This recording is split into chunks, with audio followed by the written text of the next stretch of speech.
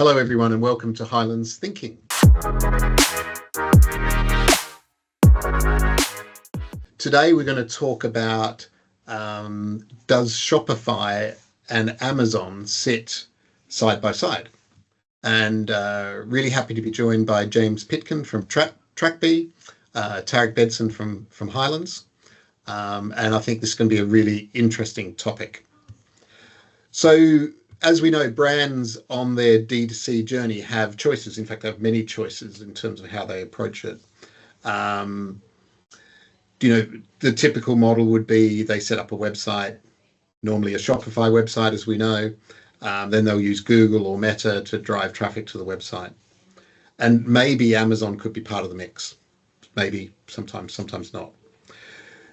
James, from your perspective, I'd really interested to hear, what do you see as the pros and cons of brands looking at a D2C pure play or potentially one that includes Amazon? Yeah, of course, absolutely. And naturally there are going to be pros and cons to both ends. They're two very similar yet different beasts. I'd say the pros with the D2C owned channel side of things is, you own the journey, right? So you own your funnel, you're able to send, emails out to your customers, flows, campaigns. You're able to really engage that audience and really sort of solidify yourself as a brand. Not to mention, lower transaction fees. There's not as many overheads on the owned channel side of things. You can build things like loyalty schemes and just really sort of engage the customer and really get the customer to understand the brand. Whilst on the Amazon side, it's less around brand awareness, but what you are doing is dropping yourself into essentially the biggest marketplace in the world, right? That's where a lot of people go and naturally just exclusively shop as well. And I wouldn't say it's sort of a general thing as well. I'd say it also kind of depends on the type of business that you are. So if you're a manufacturer of a product, for example, you're going to have an easier time on Amazon for the fact that, no one's selling the same product necessarily, as opposed to, for example, if you're selling phone screen protectors, for example, there's going to be a lot of competition on that. On the Shopify side of things, if you're creating your own products, it's a natural sort of space for Shopify and a really good place to build out your brand. I think that's really insightful, and I think you're absolutely right. Shopify, pure play D2C is about control, really. Amazon, you lose an element of control. I think there's a different argument for a different day around the costs around both. Yeah, so I'm not sure it's as disparate as maybe you said. But Tarek, you've got anything to add to that? So yes, so I do agree with all the things you said, James. Yes, you do have control on the D2C side of things.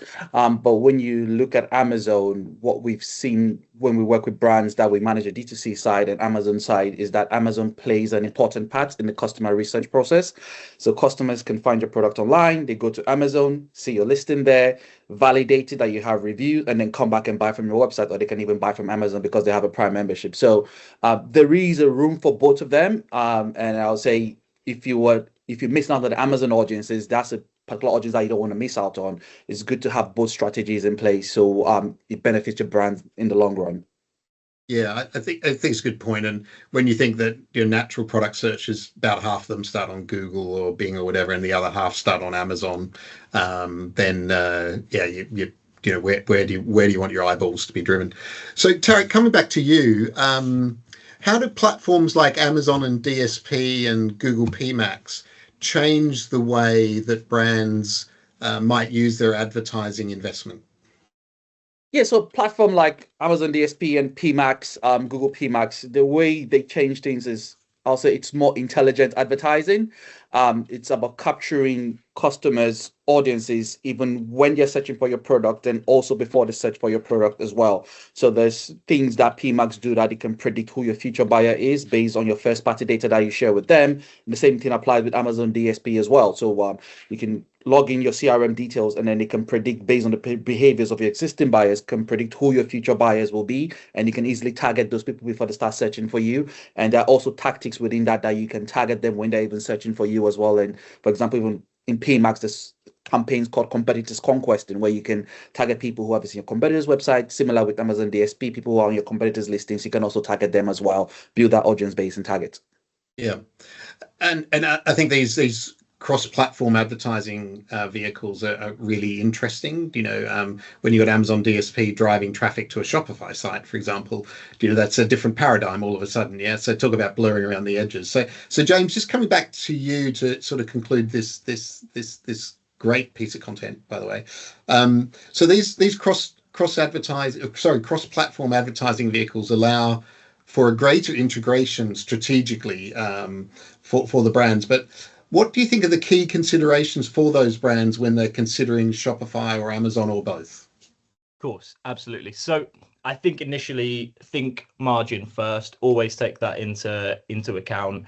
And also, product originality as well. How well is it going to perform on the biggest marketplace in the world where everyone's competing, as opposed to, your own channel. You've really got to think about the sort of brand stage there and where you're positioning yourself. But Tarek, you mentioned, and Gordon as well, there is a big crossover there, and I am sort of a believer in the omnichannel experience is the best experience for most brands. If you can be in multiple places at once, all the better for brand awareness, and better for your customers, easier for them to navigate and discover your brand. You may be sat there on Shopify selling a comfortable amount, but then discovered on Amazon by someone that's more likely to shop on there.